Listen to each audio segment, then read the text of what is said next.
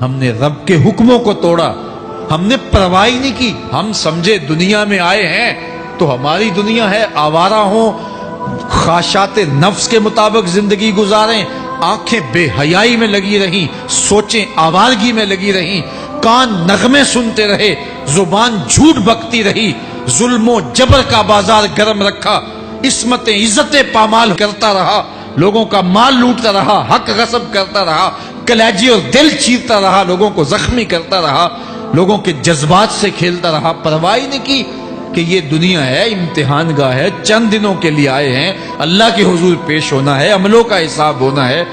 اب جب وہ دیکھیں گے کہ ہمارے ساتھ کیا ہونے والا ہے تو ان کے چہرے پہلے بگڑ جائیں گے۔ کیوں؟ وہ گمان کریں گے کہ ان کی ریڑھ کی ہڈی توڑ دی جائے گی، ایسے عذاب آئیں گے جس طرح کسی کی ریڑھ کی ہڈی ٹوٹ جائے تو اس کا چہرہ شگفتہ گلاب تو نہیں ہوتا، اس کا چہرہ جو ہے وہ تو کس قدر مرجھایا ہوا ہوتا ہے۔ تو اللہ ارشاد فرماتا ہے اس طرح ان کے چہرے ہوں گے۔ ابھی عذاب آیا نہیں ہے لیکن چہرے پہلے اترے ہوئے ہوں گے، اور جب عذاب کی بھٹی میں ڈالے جائیں گے، اللہ اکبر، اور وہ سخت عذاب، حضور نے جبریل امین سے پوچھا مجھے جہنم کے عذابوں کا ذکر سناؤ۔ عرض کی حضور سب سے ہلکے عذاب کی کہانی سناتا ہوں، اور وہ یہ کہ جہنمی کے پاؤں میں آگ کا جوتا رکھا جائے گا، باقی پورا بدن اس کا سلامت ہوگا۔ یہ سب سے ہلکے عذاب کی کیفیت ہے۔ اب پاؤں میں آگ کا جوتا ہوگا، حدت، گرمی، شدت اتنی ہوگی کہ دماغ پگھل کے ناک اور کانوں کے راستے سے باہر آ جائے گا۔ پاؤں میں رکھے ہوئے جوتے کی گرمی دماغ کو ایسے چڑھے گی کہ وہ پگھل جائے گا اور ناک اور کانوں کے راستے سے باہر آ جائے گا۔ تو اللہ کے عذاب کے خوف سے چہرے بگڑ جائیں گے، حالت سلامت نہیں رہے گی۔ یہ بات ذہن میں رکھیں کہ اللہ جس کو جہنم میں ڈالے گا اس کو اس صورت میں نہیں ڈالے گا، یہ محمدی صورت ہے، یہ شکل اس کی چھین لی جائے گی اور اس کی شکل بڑی کر دی جائے گی۔ اس کا ایک ایک دانت احد پہاڑ جتنا ہوگا۔ احد پہاڑ کا پھیلاؤ 15 کلومیٹر پہ ہے، 15 کلومیٹر کا ایک دانت، اور 32 دانت کتنے ہوں گے تو منہ کتنا بڑا ہوگا۔ اس کو اتنا بڑا اس لیے کیا جائے گا تاکہ وہ عذاب کی تکلیف زیادہ سہے۔ 70 گز موٹی کھال ہوگی، اور کھال جل جائے گی تو اللہ قرآن میں فرماتا ہے ہم نئی کھال دے دیں گے تاکہ عذاب کی تکلیف اس کو گوارا کرنی پڑے۔ پھر چیخے گا، چلائے گا، ہائے مجھے پانی دو، پانی دو، پیاس کی شدت ہے۔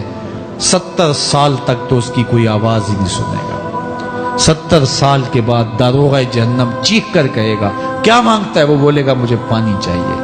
کہا جائے گا تو بے بھی ملتا ہے پانی۔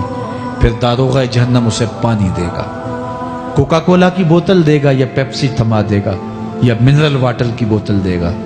نہیں، قرآن بتاتا ہے اسے مائے حمیم دیا جائے گا، کھولتا ہوا پانی، اور وہ اتنا گرم ہوگا جب پینے کے لیے چہرے کے قریب کرے گا اس سے اٹھتی ہوئی بھاپ کی وجہ سے چہرے کی کھال ادھڑ کے اس کے اندر گر پڑے گی، لیکن اس کے باوجود اس کو پینا پڑے گا۔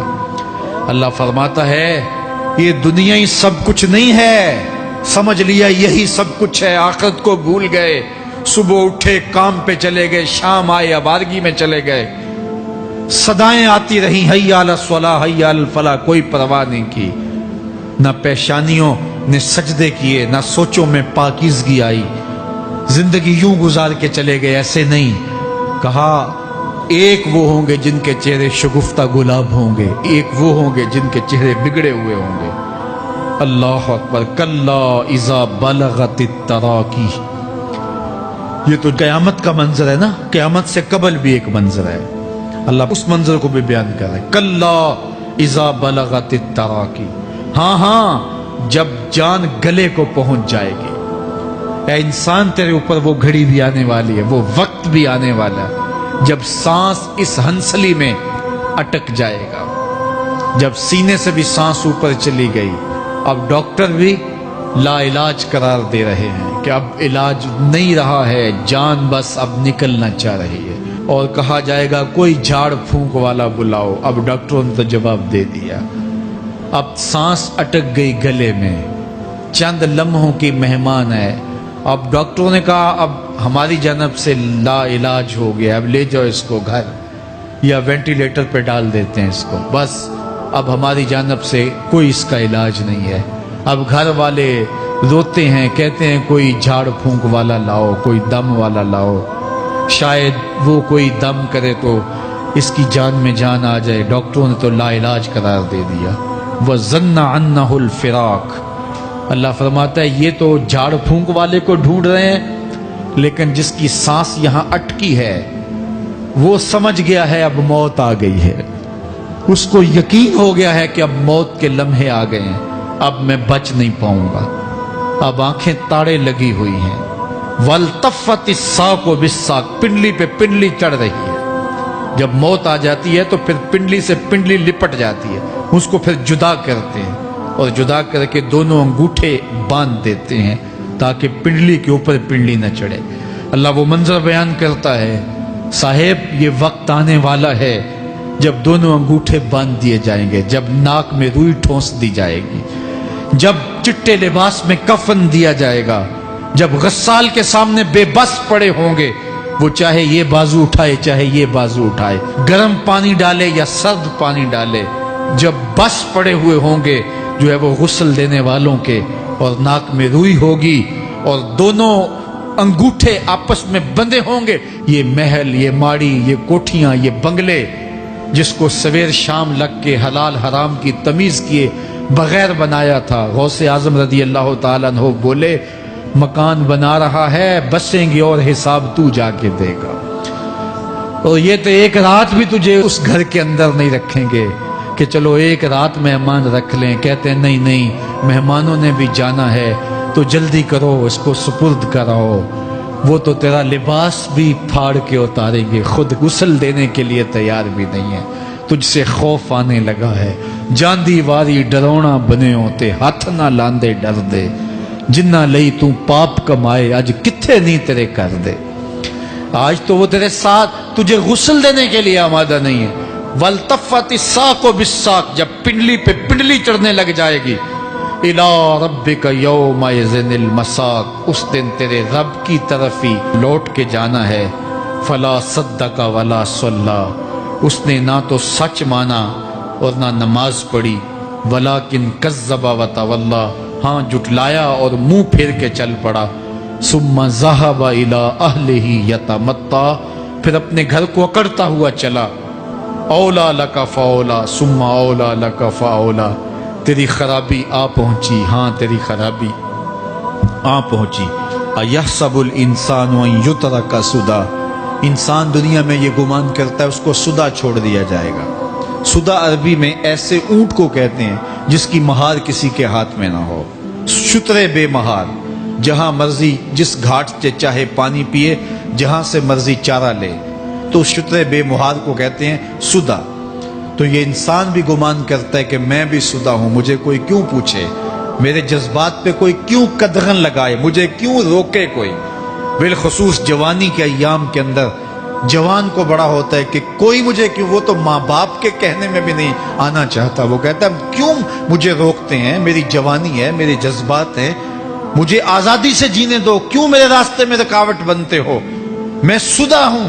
اللہ فرماتا ہے نہیں، ایک اونٹ تو سدا ہو سکتا ہے، جس کو میں نے اشرف المخلوقات بنایا ہے اس کو تو سدا نہیں چھوڑوں گا، اس کو تو پابند بناؤں گا حکام کا۔ اب وہ کہتا ہے کہ نہیں نہیں، یہ کیسے دوبارہ اٹھائے جائیں گے؟ اب دوبارہ وہی بات پھر آ گئی، الم یک نطفۃ من منی یمنی، اللہ فرماتا ہے ایک بوند تھی نا، پانی کا ایک قطرہ تھا جو رحم مادر میں رکھا گیا، ثم کان علقہ، پھر وہ پانی کا قطرہ لوتھڑا بنا، فخلق فسوی، پھر اللہ نے اسے پیدا فرمایا اور پھر ٹھیک ہموار کیا، فجعل منہ الزوجین الذکر والانثی، پھر اس سے وہ جوڑ بنائے، کوئی مرد بنایا کوئی عورت بنائی۔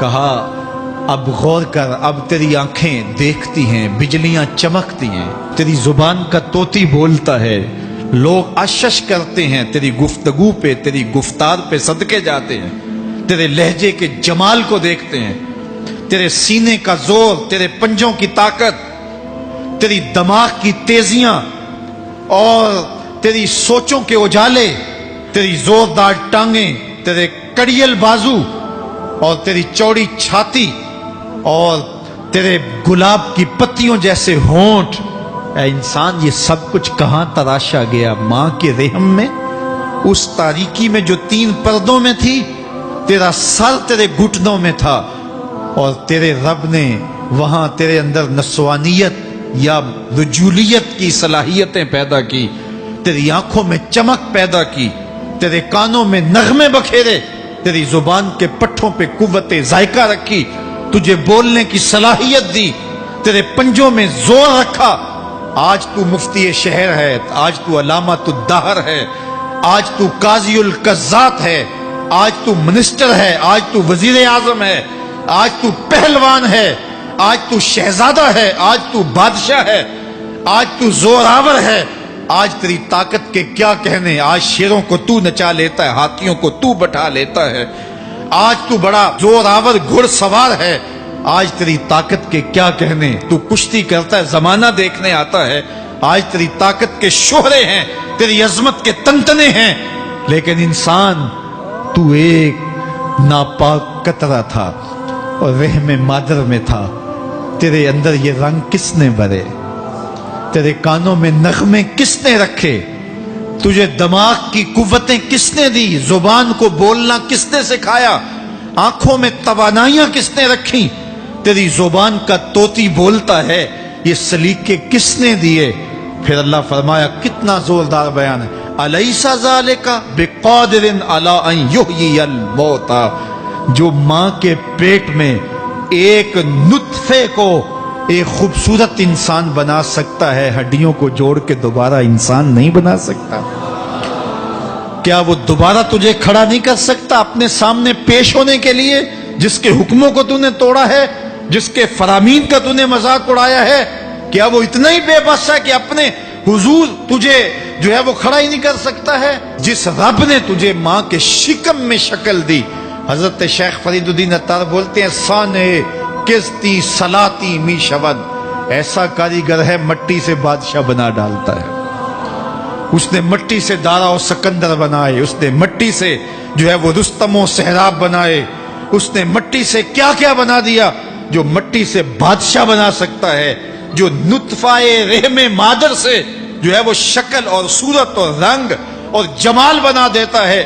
تیری صورت نکھرتی ہے، تیرے ہونٹ گلابی ہیں اور تیری نرگسی آنکھیں ہیں، تیرے ریشمی بال ہیں اور تیری خوبصورت رنگت ہے، تو چال چلتا ہے تو لگتا ہے قیامت چل رہی ہے، تیرا قد رانا جو ہے وہ صنوبر کو شرماتا ہے، تیری گفتار کے تنتنے ہیں۔ جس نے اتنی خوبصورت شکل ماں کے رحم میں بنائی، کیا وہ ہڈیوں کو جوڑ کے دوبارہ انسان نہیں بنا سکتا؟ وہ دوبارہ انسان بنائے گا اور پھر تجھے اپنے حضور کھڑا کرے گا۔ اور ایک حدیث میں آتا ہے، اللہ بندے کو اپنے حضور کھڑا کرنے کے بعد اپنے سامنے سے ہٹنے نہیں دے گا جب تک 5 سوال نہیں پوچھ لے گا۔ ان عمرہ ہی فیما افنا ہو، اس کی عمر کے بارے میں پوچھے گا، کہاں ضائع کی؟ میں نے تجھے زندگی دی، 60 سال 70 سال 40 سال 50 سال، اس زندگی کو کہاں گزار کے آیا ہے؟ ان شباب ہی فیما ابلا ہو، اس کی جوانی کے بارے میں پوچھا جائے گا، جوانی کہاں گزار کے آیا ہے؟ مجنوں تو نہیں بنا رہا، خواہشات کا اسیر تو نہیں ہو گیا، دیوانوں کی طرح زندگی تو نہیں گزار کے آ گیا؟ تیری جوانی کسی چوک میں تو نہیں گزری، تیری جوانی آوارگی میں تو نہیں گزری، ساری رات سوشل میڈیا کے اوپر گندگی اور غلاظتیں تو نہیں دیکھتا رہا؟ تیری زندگی گزری کہاں ہے؟ تیری جوانی گزری کہاں ہے؟ اگر کوئی جواب نہ ہوا تو پھر کیا جواب دے گا؟ اور وہ کتنا خوش نصیب ہوگا جو کہے گا، مالک میری جوانی سجدوں میں گزری، میری جوانی قیام میں گزری، میری جوانی رکوع میں گزری۔